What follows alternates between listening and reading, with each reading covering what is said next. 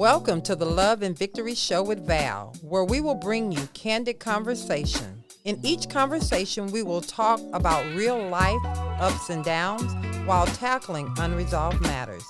We will also unmask issues and truly speak straightforward and candid about our needs and brokenness, while allowing ourselves to exhale so that we can become victorious.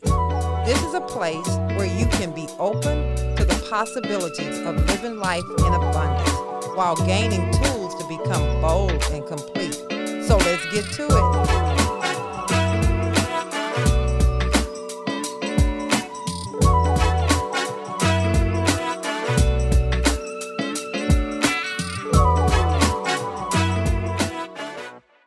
On today's episode, we'll be having candid conversation titled Motherhood, Knowing When to Let Go, with Kim Williams. Kim is not just my friend, she's my sister, so I am honored to have you here on set with me, talking to the people about motherhood. We actually did this journey together, so before we get into it, why don't you tell the people a little bit about you? Kim. Well, I am the mother of two, so I think I fit the description and fit well into what your episode is today. And I'm also an educator. This is my 30th year, and I think I have a perspective from that seat as well, working with children. So I have my own personal children, but I also have been in charge of other people's children, and it feels very much like a motherly role. So I don't know that I'm ever not in a state of being a mother. Mm-hmm. And that's a whole nother conversation right there. But I am looking forward to this conversation today because it's a lot to unpack, but it's so needed. I agree, because knowing when to let go is very difficult for us mothers, because by nature we're caretakers. So we want to care for our babies, the gift that we have received. We don't want to let go. Right. On one hand, we want them to grow and we are ready for them to leave, but we still are holding back, and you have to get to a point that you can let go. So we're going to unpack this thing and talk about it. All right. All righty. I have a raising children. For me, I like to start with my firstborn son, Jason. He was an easy child to raise as a young kid. He was always that responsible one. And so we can say, hey, Jason, we got to go off to work, or we're going to do this. Please make sure, you take care of the house. You take care of your siblings. And doing that, now we know, because we were young, having kids, so that's how we were raised. And so we passed that thing on to our kids. And now looking back, I know that what I did as a mother, I put pressure. I didn't allow him that space to be a kid like he needed to. Because that's what we had to have so that we can go to work and we can do the things. We needed our kids to be responsible. And this is in no way to talk down on a mother or a father or parents that have to do what they have to do to get the bills paid. Right. Just as my parents had to do. Right. But looking back now, I can honestly say that was pressure that I put. So yeah. I always say heavy is the head that wears the crown of motherhood, because it is such a beautiful space, but it carries with it every emotion. Yes. Right. So my firstborn was easy too. Kelsey I had a beautiful pregnancy, no morning sickness, my nose didn't spread across my face, and she was great. And she came here such a reserved baby. Yes. Right? So, and then 10 years later, I had my son, who is like the total, I couldn't stand up in the shower because he was constantly moving and kicking, and he came into the world like that, and that's what he is now. Now, I had to be real careful too, because I didn't want my baby to be my 10-year-old's responsibility, right? So it is a fine line. It is. And we have to be really careful because there is some. Kelsey was not having any parts of Donovan initially anyway. So it was like I had these two only children yes, that had two totally different personalities. and I had to constantly try to fuse that together so that I could feed both of them. And that's tough. That's tough. That is tough. And, you know, if I think of my kids, my other kids, it is tough to try to fuse those relationships. I think about, you know, Lawrence, my baby who we call, you know, he was a different type of child. He was just always happy. Now, he did come here ill, and he had his challenges, but, you know, of course, God has delivered him. And so it was always, he knew he was the baby. Right. And so then when the baby girl came about, it was like, who is this child trying to take my space? Right. And so that was a challenge, too, because, yes, we're all excited about the new babies. We're excited about the children. And then now the excitement is over because this person is staying here. Yes. And she's not going all anywhere. The time. She's here all the time, you know, and she's taking my light.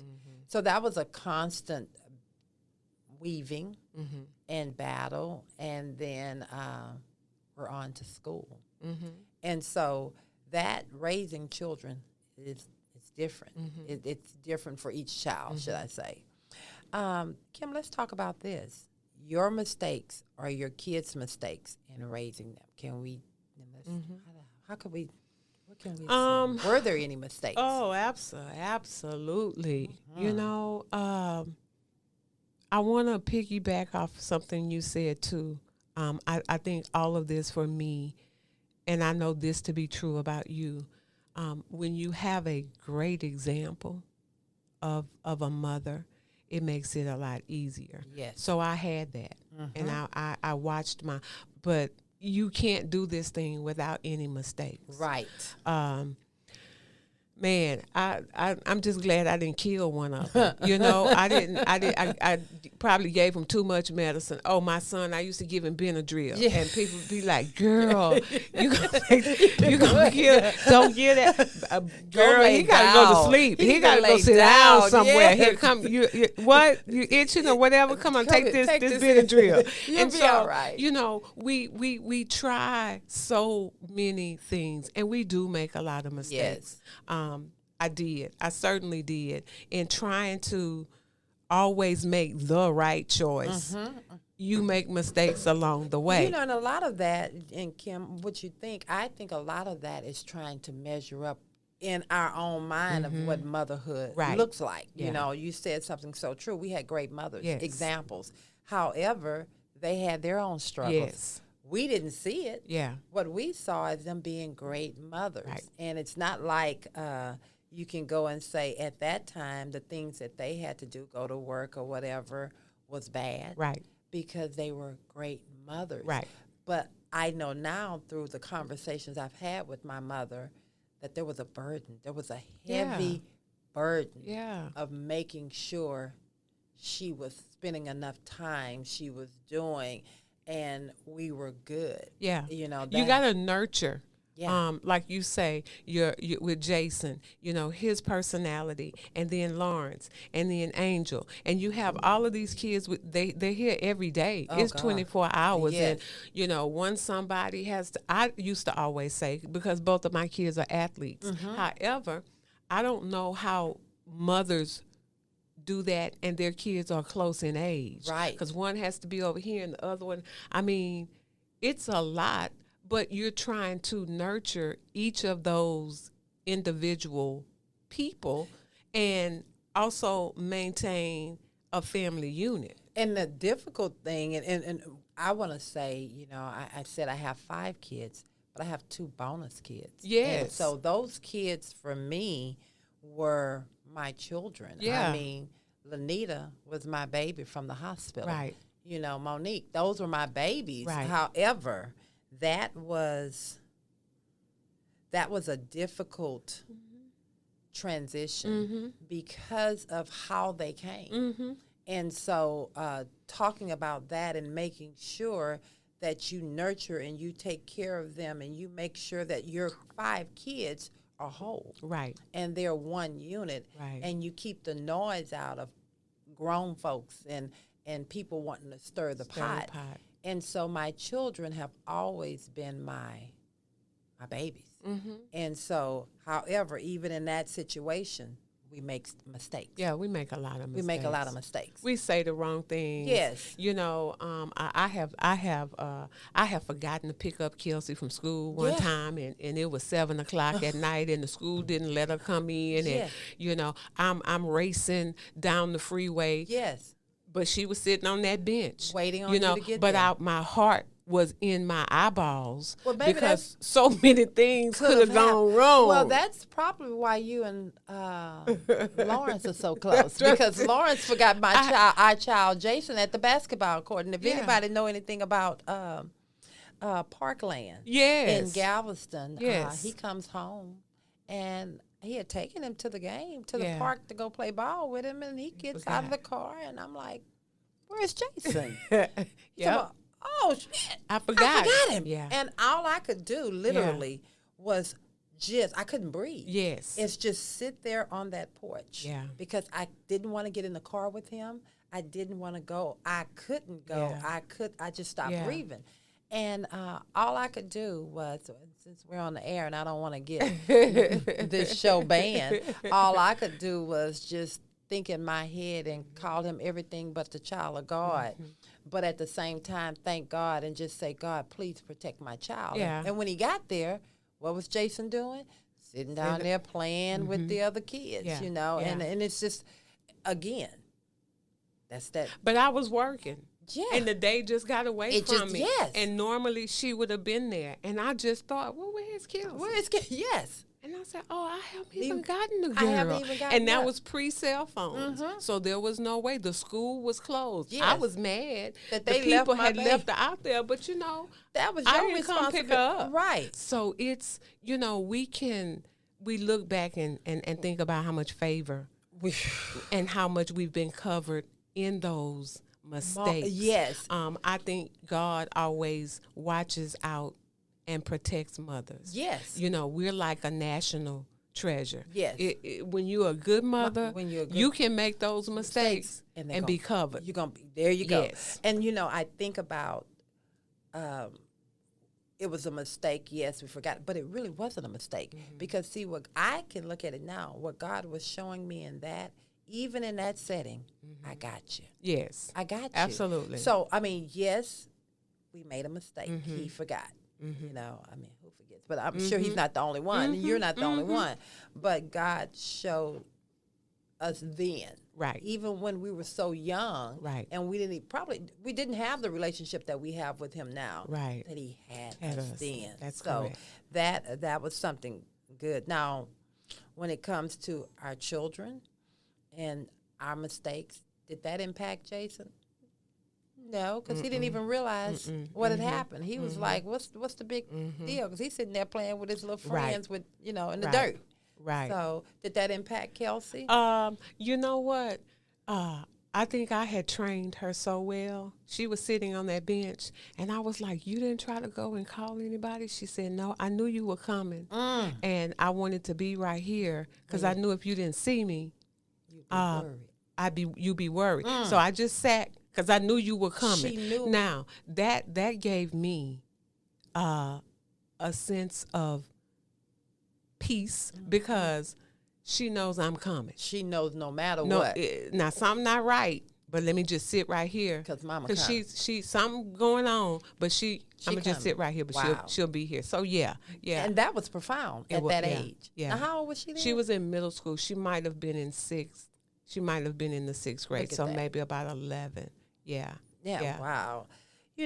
Things you prepare your children for. Let's talk about, what have we prepared them for? Well, one thing I can say, taking that, I think in my own way and in our indirectly, we were preparing Jason to be independent because even though he didn't realize that he was left, God kind of kept him in that mind space to stay, but he was good. That wasn't his environment that he played in. That's not where he lived at, but he was good right there playing. He didn't look up, or maybe he did look up and didn't see his dad. But he was still good. Yeah. So I man, how do you discern?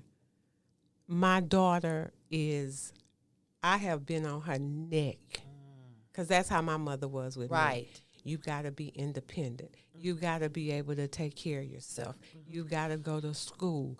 If you get married, you still need to be able to take care of yourself. You need to be able to also help your husband. You and be a mother. So all of those things. My mom was just on my neck. My brothers, I thought, she was a little bit more lax with, because maybe they were boys and maybe they were just gonna get it.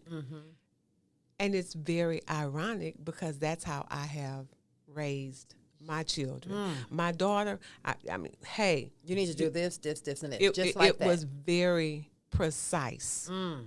My son got a little bit more room to breathe. It's not, Kim, that's good. Because if I think about the girls and how they were raised, and I think about the boys, you're exactly right. Because we are, and that may be us, we are so busy trying to prepare them for life that we suffocate them. Well, and for me, I think it's looking through the lens of what we know our daughters are going to see. Because that's what we know. Yes. Now, also, my kids are 10 years apart. By the time this boy came along, I was a little tired.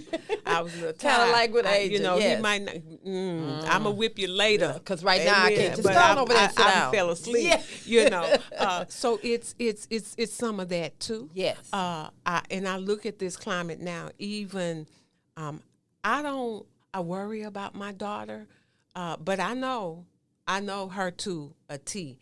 Kelsey is very precise. She is going to do that. When my son leaves out of my door, there is a heaviness that comes over me until he comes back. Because we just live in this time where he could not. He could not and come that's home. A reality. And what I don't want to be, I do not want to be one of those standing in front of the podium that we've seen time and time, because I'm not that special. Where it won't happen or it can't happen. Or it can't happen. I used to think that because it was so far and few between. But it's happening every single day. But it's like oh Lord, just please make sure he gets back. And for me, Kim, it was with my boys. I constantly would sleep with the phone right here. I never had a good night's sleep. It's tough. Because I constantly had to make sure that I could, if they called me, I was there to get that call. And not so much wanting to call in case it was going to be something detrimental, but just in case they needed me. And even with my daughter, it's like, okay, girl, what's wrong with you? My son will say, he'll call and I'll answer. He's like, God dog, Mama, you going to let the phone ring? Yeah. Because, hello? Hello? Because it's just, I don't know. It's just know. that feeling. And it's like, okay, let me listen to their voices. Yes. Can I hear what something? they're not saying? And so it's tough. It really, but I can say, and we're going to get to of the letting go. I have gotten to that place where now when I go to sleep, the phone is over there. Because here's what I know. I know that I've given my children back to God. I trust that if they need to get to me, I'm going to hear that call. So I got to go to sleep. I'm going to trust that they are out there making some good decisions.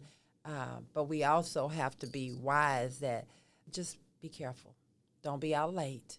You know, if you get pulled over, make sure you're being respectful. You know, that conversation that no parent should have to have with their child. Yeah. I haven't gotten there yet. Oh, wow. But I'm working on it. Yeah.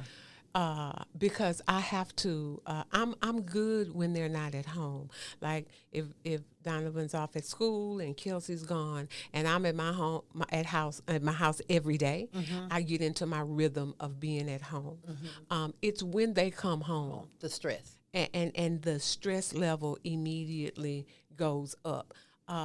As an educator, I see this. I hear parents sometimes say, you know what, when you turn 18, I don't know, you can go to college, you can go to the military, you can go to work, but you're going somewhere other than here, right? So I've never been that parent. Like in real life, I think in a utopia, I'd have this huge home, and my children would have a wing, and you know, I think I saw somebody on TV one time. They had bought this house and they had like 20 homes, 20 rooms, and everybody kind of had their little space because I like them close, but I want them to have their space.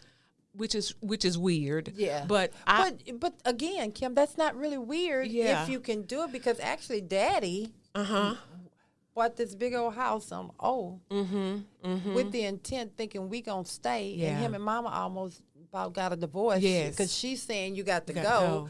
And he's saying no, my children are gonna stay here. And so for me, now that it was hard when Angel came home from college, it stressed me out because she still had that mindset of, well, when she was in college, I can come and go as I please. You know, and now you waking my sleep up. You need to be in the house at a certain hour. And for them, they didn't understand, well, you can't come walking here at 12, 1 o'clock at night. Well, the club don't close till 2. Well, but then y'all done pushed it back to 4. Well, no. Well, so when am I supposed to sleep? Right. You understand, Kim? It's true. So that was very stressful. And then I couldn't wait till she went back home. Lawrence was also that person that, oh, Lord, when he was at the house, he just felt like he can just come and go. No, and there's some rules here. And they didn't understand that those rules were there for not just them, but for us, so we can have some peace. That's true. The letting go part is tough.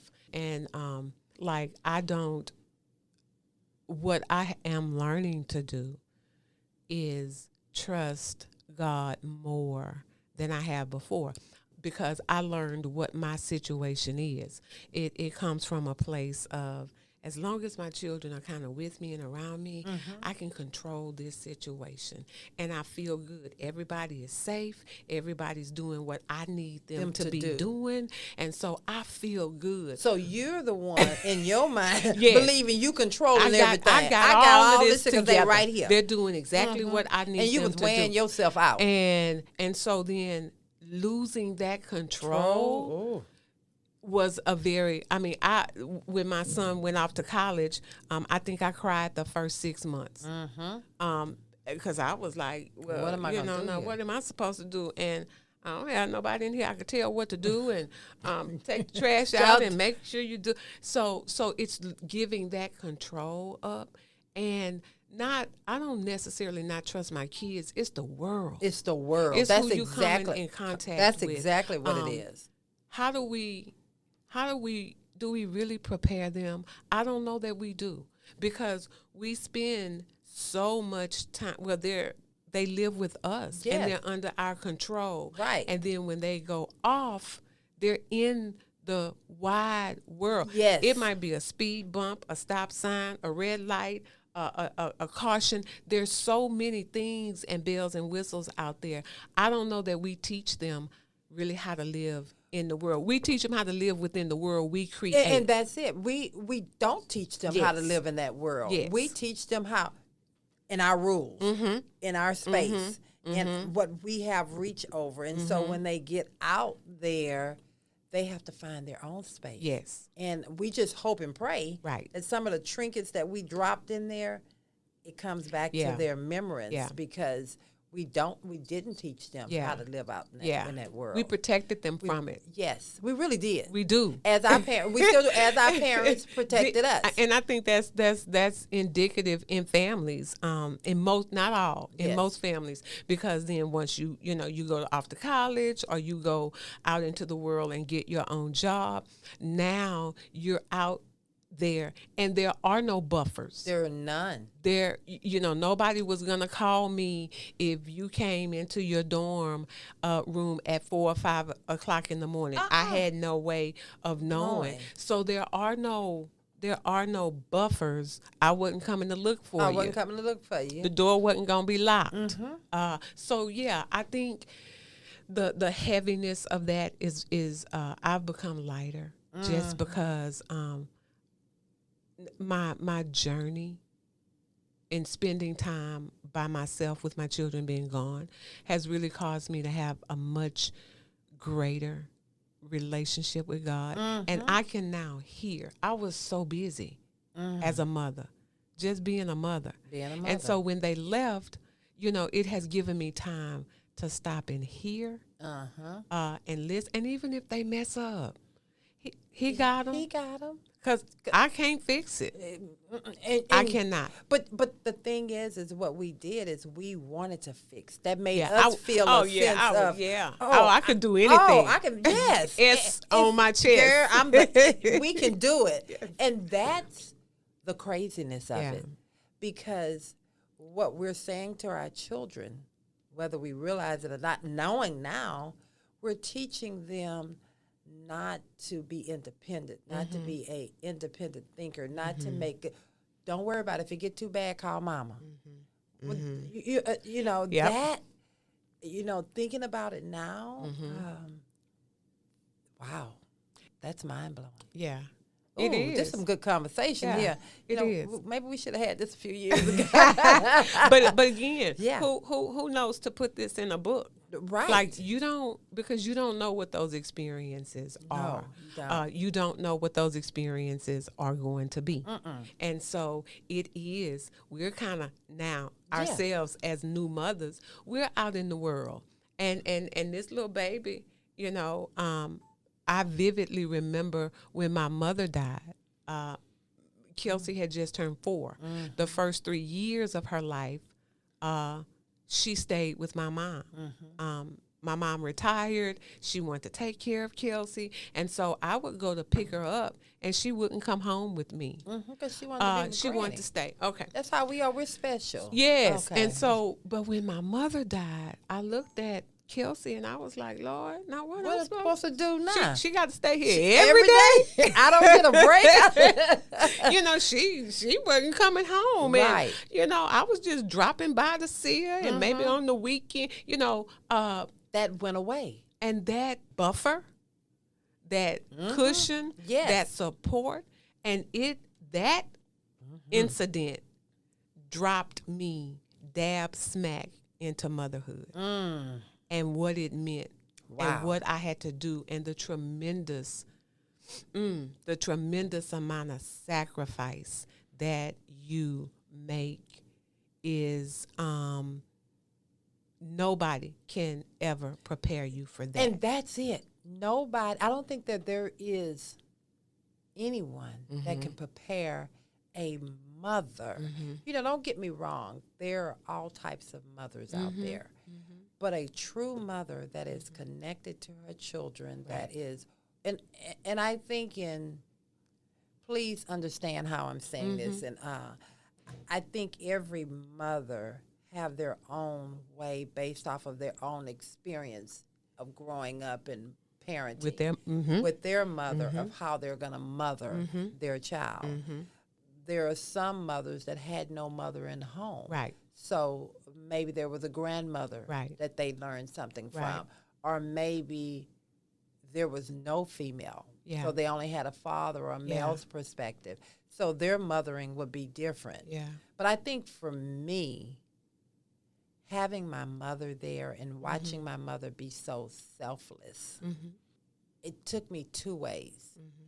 She denied herself so much in every area of her life for us and for her marriage. It was that she had no voice. She had no place, no stance. And when I talk to her now, she said, I asked, I said, if you had to do it over again, would you do anything different? She said, nothing. That's a mother. And that's how we are. That's how mothers are. If I had it to do it over again, I don't think I would do anything different. I did the best I could do. And that's all you can do in any situation. That's all that you can do. And so, it takes you there. Let's talk about letting go, how hard it is to let go. It's tough. Before I go there, Shania, I want to bring you in on this one from a young adult's perspective. You hear us talking about a smothering, and maybe we're not smothering. Give us your perspective. What do you feel? How do you feel? I think, like Miss Kim said, that you basically, what you see is kind of like what you replicate. So how you've seen your mother or your father raise you and your siblings, you do that. Whether you've liked some of the things they've done or not, like, you just do it. So, and I've definitely seen that, and the way my parents parent me, like a lot of things that my grandma taught my granddad. He tries to parent us the same way, but it's not effective because we're not him. Your granddad or your dad? My grandma, because my grandma was a single mother, so raising my dad. Okay. So the way she raised him, it doesn't work for me because one, we're not the same person, we're not the same gender. So I always, for me, like in that note, like I want to make sure that I'm raising my children the way that they need to be raised. Like, yes, I'm taking some of the things my parents, how they raised me, but at the end of the day, like, my child needs me to raise them, not their grandparents to raise them. So that's see good. that this generation thinks that they think that. They think that they're like different. all we know is whatever we were taught. We were taught, and we kind of Operate replicate that, right? Yes. I think they see the value in, because my son will say this. You know, y'all don't have to whip everybody. Right. Like a whipping is just not. It's you just know, not, the whipping is not going to just make me not do what I'm gonna do. You know, it just gets everybody worked up. Right. Well, you know, but here's what this generation is teaching us. We gonna take a piece of this and a piece of that and a piece of this, where our generation. It was not even an option. We're going to take what we got. See, the beauty of this generation now, the beauty and that other side of it, of this generation, is that you guys are going to question things, which is good.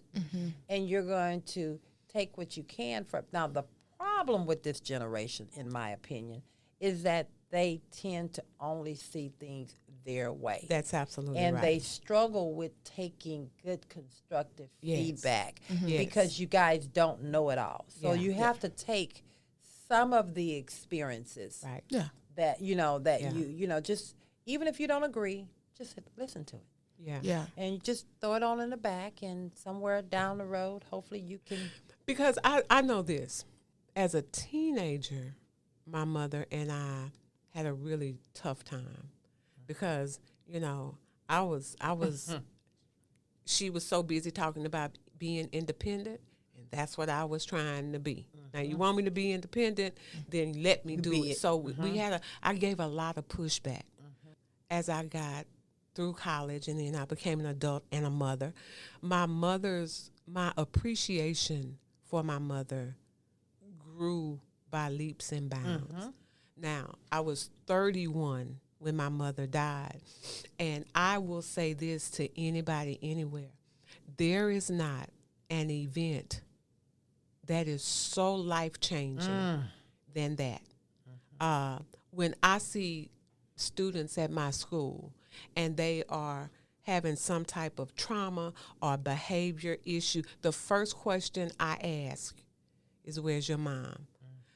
kids who aren't raised by, I know Big Mama and Medea, they have a wonderful space in our culture, in our community. It is riveting to a kid to not be raised by your mother. Whether she's gone, whether she lives on the other side of town, whether she's deceased. Because there is, like to carry a life in your body, and bring that child here, that's like amazing. Yes. And it's part of, the circle of life. We're supposed to have a mom and a dad. Yes. Like we're supposed to grow up with that. And so when you find people who don't have them, I listened to George Floyd. They were talking about him. And when he got to Minnesota, he had kind of cleaned his life up. Yes. And around, I think, 2017, his mother died. And his life began to spiral. A grown man. It's tough. It is. It's tough existing on earth without your mother. I couldn't even imagine. Cannot imagine it. I do remember when you lost your mom. I was there, and I saw you were so different. I saw the transition from this happy, fulfilled, if you don't mind, happy, fulfilled, outgoing person that went in. Yeah. And I couldn't help it. I couldn't help you. And there is no words. Being there, that's one thing, but that's still not what you need. Oh, my God. I tried to quit my job. Oh. I wanted somebody to come, can y'all take Kelsey for about, just whenever I come back. I never forget, I would talk to you. We would reach out. I would call, and I'd say, what are you doing? I'm sitting in my closet. And my heart every time. You remember those? Yes. Every time. Yes. I just wanted to what can I do to help her? But I couldn't even relate. There's nothing. Because mine is here. Yeah. So yeah, how could I sit here and say to her, I understand? Yeah. Because I didn't. Yeah. How could she see me as really being there for her when mine is here? Right. So I know that it did this. We kind of it pulled. But for me, one of the things that I knew was a transition that only God. It took me it took me a long. Yes. It took me about 5 years to comprehend that my mother was gone, and because she went so fast. Yes. She was diagnosed with cancer, and 3 months later she was gone. Yes. So it took me about 5 years. After that it took me about another 5 years to really breathe. Yeah. I couldn't breathe Kim, for 5 years. And Kim, I could not. I have to say this from I can't say it from a mother, but I experienced not being able to breathe when I lost my dad. Yes. Anybody that know me, I was a daddy's girl. And so I literally, it was like I died. Right. Right. I really hated getting up. Yeah. I hated talking to people. I hated going around. I literally couldn't stand to go back to the city where I grew up at because everything was so different. Yeah. Wow. But again, we're on mothers. But that loss. But that letting, and that's why the letting go, and the letting go is so different for me. Just because right when I got to this great appreciation for my mother at 31, she was gone. And so I think I was thrown into okay. But remember, you got a little baby too. Your mama did her part. But now this yours. This and I after a while I used to think maybe God designed this. Maybe not taking my mother away. Right. But out of this is what is supposed to come from this. Yes. And so I do. I look at mothers. I have such a value for mothers, probably more so than I ever did before. And so I think the letting go, man, is tough because it is as hard as it was or is for me to let my children go. Man, it was so hard for me to let my mother go. Oh, So my letting God. go of, Yes. of things like that for me is kind of a a spot. Wow. It is. That's deep because, what I'm hearing you're actually correlating that letting go Yeah. from a mother perspective to letting go of my mother and Right. how I see letting go. Yes. And And that is absolutely Wow. correct. That's absolutely Well, correct. with that, I can see how just that alone is how that would be invaluable for our daughters to hear that. Because I think them understanding that piece, just that piece, in my opinion, is Yeah, because at 31, I was ready to go sit on the patio and drink coffee. Yeah. And my mom and I could have some different kinds of Conversation, conversations. yeah. And I'm grown up and mature True enough to really We can handle. talk about some we can, stuff. Yeah, we can have some and talk about some things that we probably should have Should've talked talked about about. a long time ago, but we're in a better space. And so when I got ready to be there, she was no longer there. So now I transferred that into, oh man, wanna if I make let my kids go, people talk about cutting the apron strings. I got mine still, mine. and I'm working on it. and, I'm working on it. And also, we are still trying to make sure we're giving them everything that they need. They have the tools, and so again, that transition of letting go. Yeah, Ooh, yeah. ooh. Well, I want to talk about how does that impact our children when we don't let them go. Yeah. I'm going to say for my daughter, my baby girl, that angel, oh God, she's different than any of my kids. And that's what I love so much about her.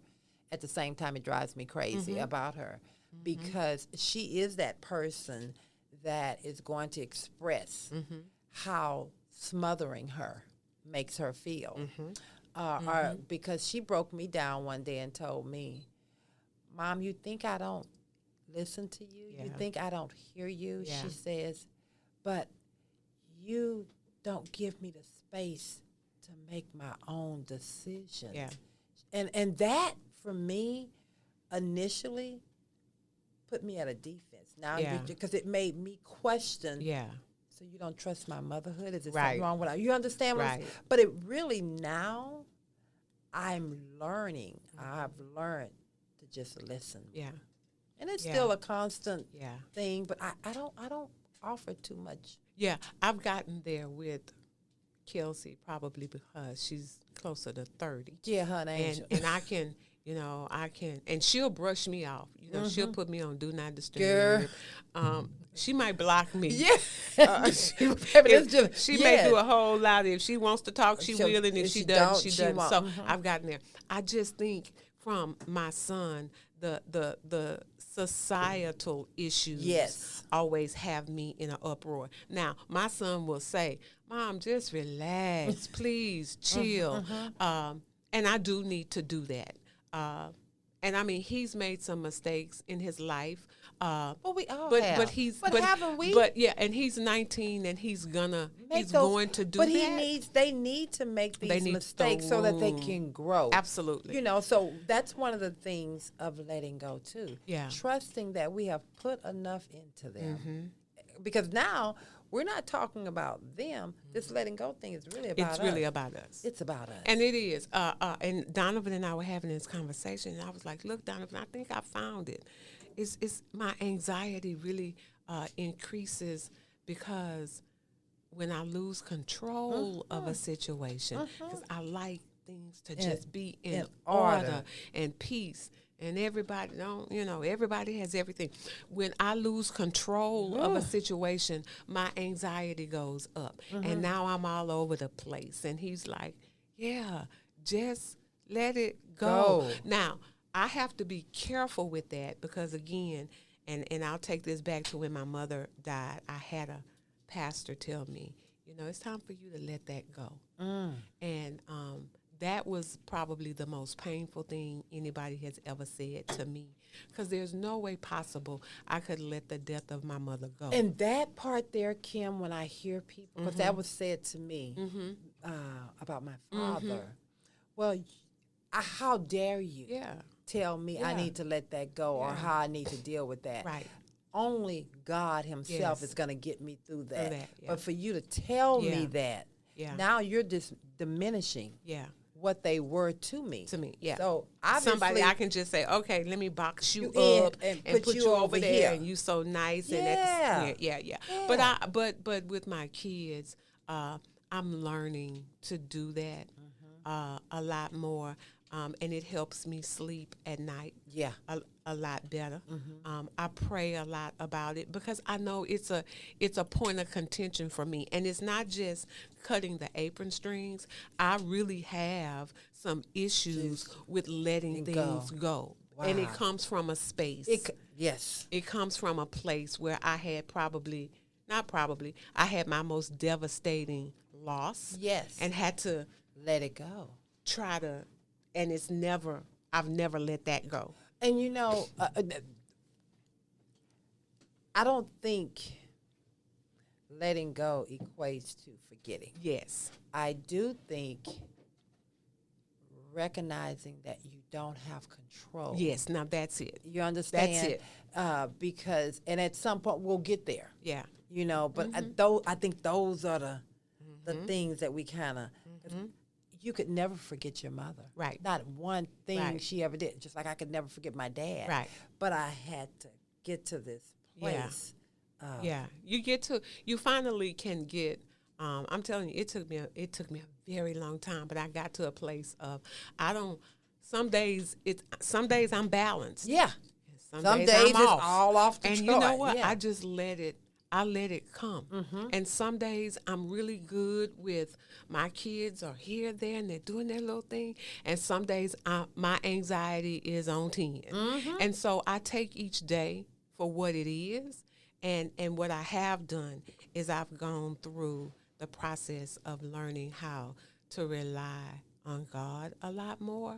That gets me through and can get me back to that balance. Because I'm going to be off balance sometimes. And you know what? I think that that's a good thing. Because what that's saying to me is that you recognize the triggers. Yeah, You absolutely. understand? So now we know the Absolutely. triggers. Yeah. And now we kind of can learn how Yeah. to cope within Yeah. that. Yeah. You get what I'm Yeah. saying? Even for myself, we get into these conversations with my family, with my husband, my children sometime, and I share stuff. We'll talk about something, and somebody may not want to hear what you have to say.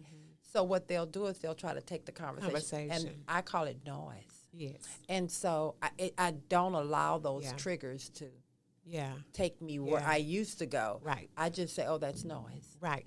When you're ready to deal with that, Yeah. come back over back here. over. You know, because those are triggers Yeah. for me. And so that, wow. I hope you guys are enjoying this conversation. And the whole reason we're having this conversation is so that we can really, as parents, understand that there are different journeys Yes. that we all go through as mothers. Yes. And those journeys are different with each child. Yeah. But one of the hardest things to do is figuring out when and how to let go. Yeah. And how that looks for you Yeah.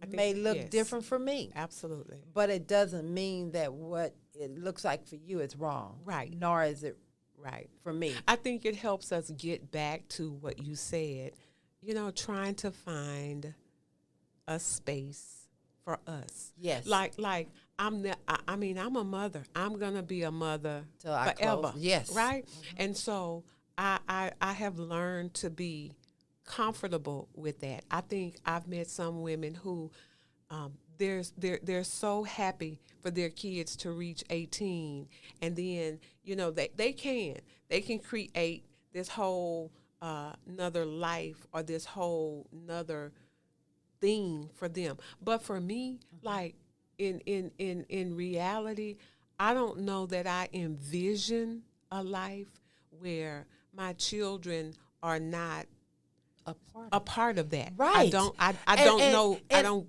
visualize I'm that with at you, all. and I can't either Yes. because I think I get so much joy. Yeah. When my kids Yeah. are around. I mean, Yeah. I think of reasons Yeah. to get them to come over. Maybe Yeah. you're going to put something on the grill so we get Yeah. the kids over, or, Yeah. you know, I'm calling and I'm talking or planning something that we can get to, because I don't want that to be lost. Absolutely. Absolutely. That's, you know, so Yeah. I have Yeah. to go back with what you're saying. Some parents that say, oh, when they're at 18, they're gone and Yeah. I'm done.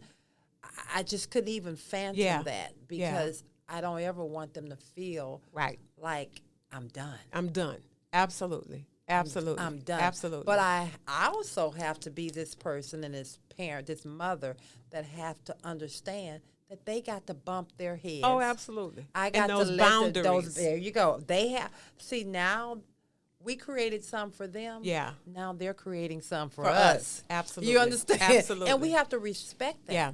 Yeah. That, you yeah. know, that Yeah.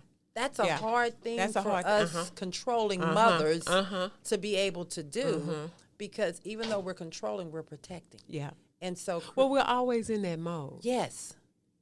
Yes. We're just always, and it's hard for people to take you out of what you have done, like My whole adult life. 17, 18 years until 20. they do leave. Yes. You know, you've been in control and you've done all of those things. And so then going back into letting go, it's okay. I'm learning to allow them to have their space. Yes. Create boundaries and limitations for me that I don't move from. Oh, Mama, I still can't do it now. You still can't do You that still here. can't do that. And so they're good. They're good with that too, but also letting go without saying, "Well, I'm done." Yes. Well, you know, I as you were talking, I was thinking about my oldest daughter, Lanita, and how important that relationship is to me.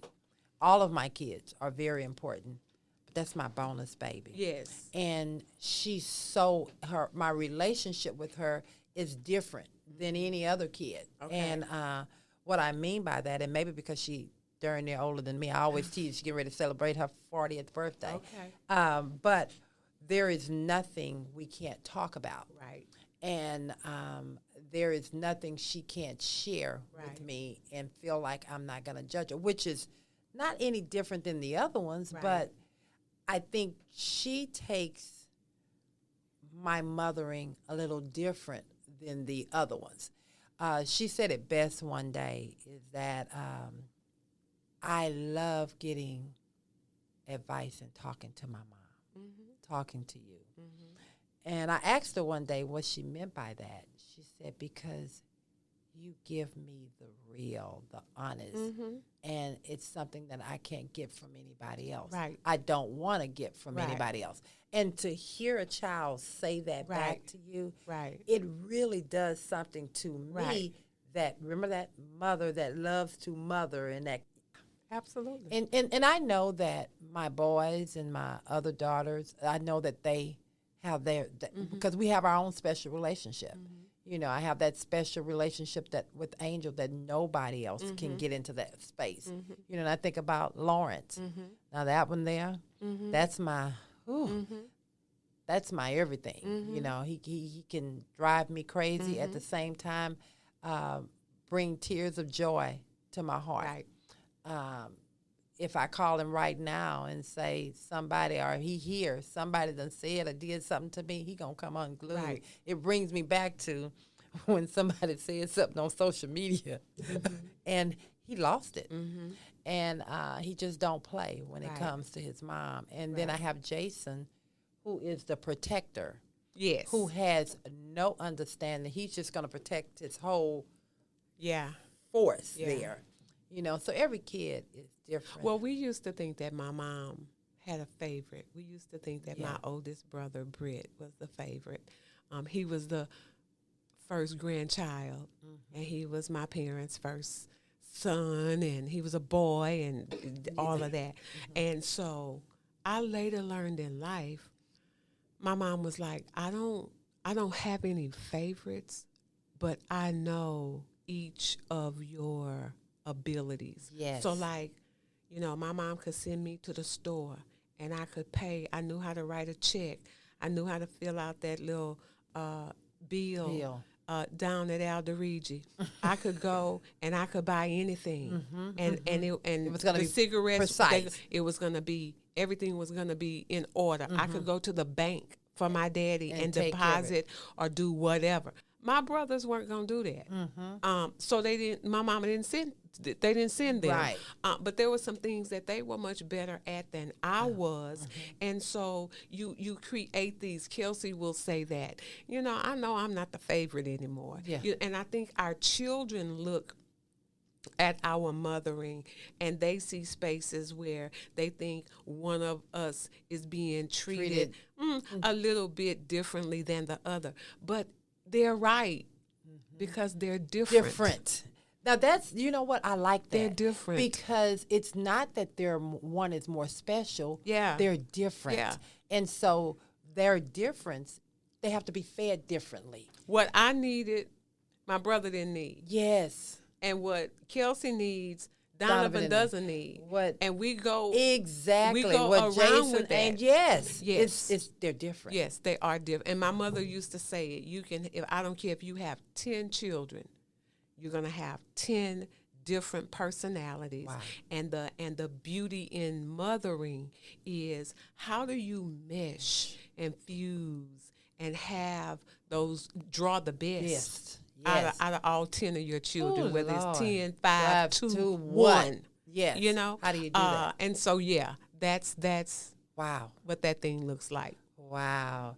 Well, I guess with that being said, Shania, you have anything you want to add to this over here with our mothering and our controlling and our knowing it all or don't know it all, or, you know, before we end it, because we really want to have a different perspective. We don't want it to be that we know it all. Yeah, I think honestly with you ladies saying that you're different, that opened up my eyes a bit, because I always thought my brother was the favorite. Now I was the oldest and he was the youngest, he's the oldest actually, and I'm the youngest, because like he got everything, and I think my parents were just trying to steward his talent. He played football, and they saw something in him, and they were trying to get him to that point. But I didn't understand that because I was young. Why he getting all the things? What about me and stuff? So it was very helpful. Like, they loved us equally, but they had to do things differently for both of us because we're just different children. We're different genders, and everything plays a factor. And I think as kids, we don't see that. We just see we're the same. We came from you, so we get the same treatment. Now, I don't want to know why he got more noodles than me. Like, right. Because he's a boy. He's grown. But it's like, we don't get that. So I think, like, having those moments where we can hear why. Yeah. I think that's valuable for our children. Yes. Like, I don't treat y'all the same because y'all are different. We're different. You're a girl, he's a boy. Or if they're the same gender, he's older, you're younger. And he's at a more complex stage, like he gets this because of that, and I think like that would really help. So what I'm hearing you, so I think what I'm hearing you say, we as parents need to be more open and having more conversations with our children versus this is just the way it is. Or just moving through life and expecting you guys to understand I love you. Because you guys know we love you. You know that. But you need to understand why. The why part. The why part. That's kids. That's all we ask. Why? Why? Well, no, this generation. Yeah. Why? Because see, we wouldn't dare in our generation coming up. We wouldn't dare ask that question. But you've just helped us to understand too. They need the why. Those conversations. I do a lot of that type. I probably do far more communicating with my son than I ever did with my daughter. It was just do this, go there, be there, this, and she just did it. My son is gonna stop. Well, wait a minute, but if I have a better way of doing that, do I just have to do it your way, or can I? If it's as long as it gets done, and so that brings us, that's a new way of thinking, even Yes. as a parent, Yes. to allow your kids. Because some people think that boy got a sassy mouth. He talk back too much. Why? Why? It's because I said so. So, you right, know, right. and so it is that. It is that difference. Yeah. Would you say because I said so statement has traumatized not only our generation but y'all's? Wow. In I a way. want to That's a say good- that was very good good. question. I have to say yes. Yes. I'm going to tell you Because why. we didn't ask enough questions. We didn't ask enough And questions. we should have. And we should have. And so what we turned around and did is when we see kids out of place asking questions, because we were told, go in the room. This is grown folks Grown talking. folks. So we were never in the area to engage. So when we see young kids in the midst of adults having conversation, we kind of get a little like, why are they here? Go in the room. And why are you around grown folks having conversation or listening to?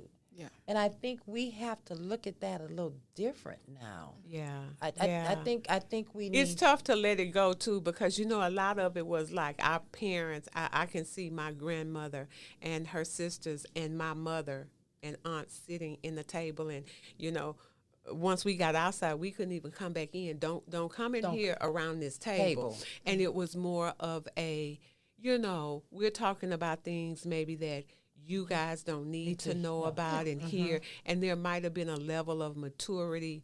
It's a fine line, because you're also sending your kids out into the world, and you do want them to have this level of respect. Yes. And people don't think you weren't taught at home how to mind your business or know not to do, but the because I said so.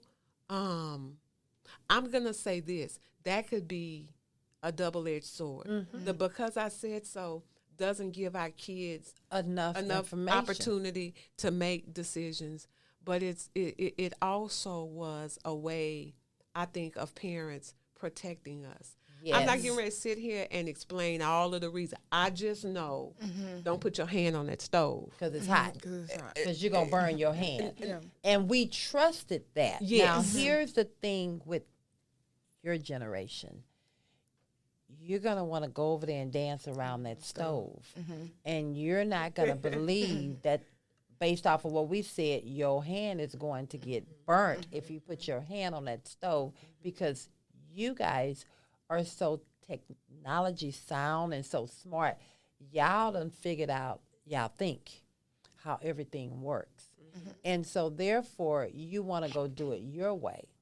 And what we're saying as parents, a lot of things that you're having to endure, you don't have to if you just listen. Yeah.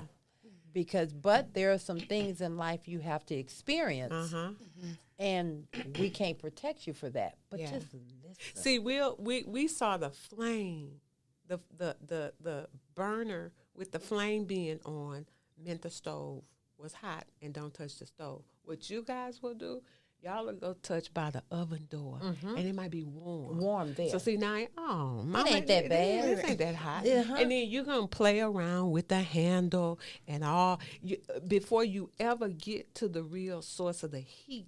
And so now you figure out, well, all this is wasn't not that really bad. that. Just this piece. But we were talking about that stove in totality. And so that's a good way of It's profound. That's profound. That's what real, you guys y'all yes. will find a way around. You're gonna touch that the oven door, and that's not hot. Yes. The handle isn't hot. And that's Even not if I where the touch problem's knob. at. That's not where the problem And that's at. not what That's not what we're trying to find keep. where the heat at, the real heat at. Yes. It's a curiosity. Yes. Because sometimes, like, we're left up, like, okay, like, why can't I be in a conversation? Yes. I think if it's like we're having an adult, we're having a conversation that isn't your age appropriate. Yes. I think the way we use words and our tones, the way Yeah. we communicate with all ages, has impacted like the way we Yeah. interact with other people. Like Yes. my mama said it this way, like so, like. But I had a cousin who used to come. She was younger than us, so she got a little bit more room, and some kind of way she made it around those tables.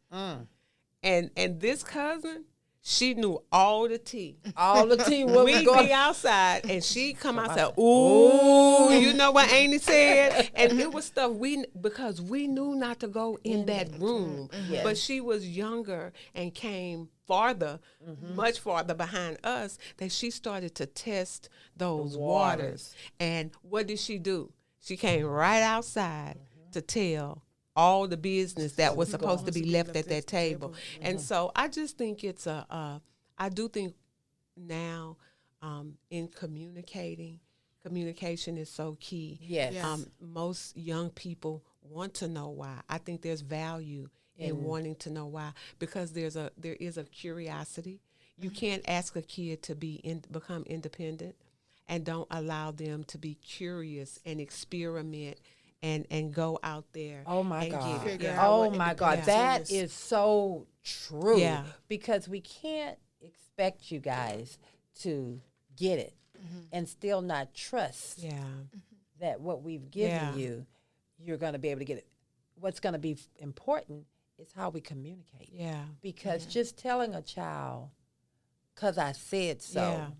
is not enough. Yeah. Now, you need to understand when we say something, it's a level of respect. Yeah. It's not supposed to be up for debate. It's Yeah. not going back and forth with your parent. It's understanding that if they're being matter of fact about something at this particular time, doesn't mean that you can't come back and have a conversation about it. Just trust it may not be the right time to have that conversation right now. I think as for even me, like, I will go back and forth with my dad, but it's not to be disrespectful, but like, I'm genuinely trying to have this conversation right now, like, because we talking about it right now, and I think we don't see that. Like, you disciplining me right now, so let's talk about it right now. And you have to And understand that becomes a lack of respect. That's how we see it as parents, Yeah. as you're dishonoring us and you're Yeah. disrespecting us. So you have to allow that respect and that timing to be Right. right. Okay, you're disciplining me right now, but can we talk about this at a later time? Or maybe it's just not the time, but then you need to have that safe space as a parent for your child to be able to come back and have a conversation with you. I think that. So Yeah, I would agree. you agree? Yeah. Yeah. Okay. So It's tough. You know, sometimes Yeah. I don't have conversations with people about parenting if they're not a parent. That's right. When I see people handling kids, even in my job, you know, one of the things I always say, you have any kids? I can tell when people don't have kids because I watch how they handle kids. And so that's a thing. I think a lot of the why in you guys asking a lot of that, it is to test. It's like, I want to know more. Tell me More. what this thing looks like. And I think we have to sometimes change our minds. I've certainly had to do it with my son because, I mean, I only have 2 children, but he has challenged me beyond reproach. Yes. And it's like, boy, if I could just put my the hand hand around your but neck. then when I stop, I It's a can good hear challenge. in his conversations now, he is listening, but he also wants me to listen To to him. him. Yeah. Yes. And that's where I think as mothers, as parents, we've got to be able to reciprocate Yes. that and give that back. That we have do. to. I think that's the part that we as mothers tend to miss. Yes. Because I said it, it's the end of it. Right. And then you leave it there. Well, you can't leave that there. Yeah. Yeah. They deserve to Yeah. have They do. that answer. They do. And They do. so I hope that this conversation has been great. And I know Shania is looking at us like, this has been a long Shit, 30 podcast. minutes. We said 30. She did say 30 She did say minutes. 30, but this conversation was too good. And Yes. I hope that we have allowed you guys to, again, I always like to say, have a conversation. Yeah. Start talking. Let's not be so matter of fact that we have all the right answers because none of us do. But allow our children to have mothers. Let's allow our children to have a safe place to ask questions. Right. And even if we don't know the answer, Right. be honest enough to say, baby, I just don't know the Right. answer. I don't know why I get so worked up Right. when this happens. Yeah. But we have to give that safe place, that safe place for them to talk. Right. Kim, I want to thank you once again. I mean, I feel like we are just sitting around the table, having a cup of coffee, having this conversation. I thank you always from the bottom of my heart for just your support, your love, and just being so open and wanting to share. Right. Shania, yes. Thank you for always. I know people are probably saying, does she ever take a day off? Does she ever get a break? I do. She is hooked to my hip, and I just thank God for her every day. I know when she's on, I know when she's off, because she's another one of my bonus babies. And so I'm just grateful to God for you every day, and I'm grateful for you're teaching us, you're helping us to understand that that generation. Yeah. Well, thank you for having me, both of you ladies. I always enjoy coming to sit and have candid conversations. They're always good. And more importantly, they're always well needed. And so I hope that in some small way that I am contributing to the really good work that you're doing and that you're going to continue to do. So thank you for having me. Oh, wow. That's beautiful. Well, thank you. And I'm sure Shania and I will be reaching out to you again because the conversation is always good. Right. It's always honest with you, and it's always candid. So it's important when we have someone come on, whether it's the radio or it's the podcast, Right.